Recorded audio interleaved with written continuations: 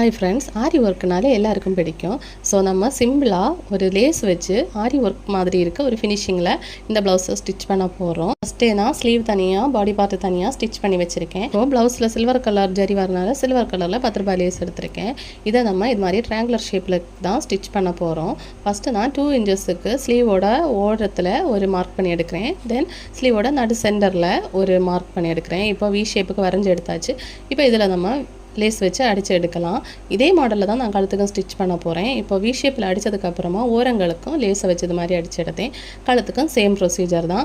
எப்படி நான் கைக்கு ஸ்டிச் பண்ணணும் வி ஷேப்பில், அது மாதிரி பேக் சைடு சென்டருக்கு வந்து இது மாதிரி ஸ்டிச் பண்ணிவிட்டு ஓரங்களுக்கு திரும்ப லேஸ் வச்சு அடித்தேன். இப்போது பீட்ஸ் வச்சு ஃபினிஷிங் கொடுக்கறதுக்காக நம்பர் 8 நீடில் இது மாதிரி அங்கங்கே குட்டி குட்டியாக பீட்ஸ் வச்சு ஸ்டிச் பண்ணி எடுத்தேன். 4mm பீட் யூஸ் பண்ணிக்கோங்க.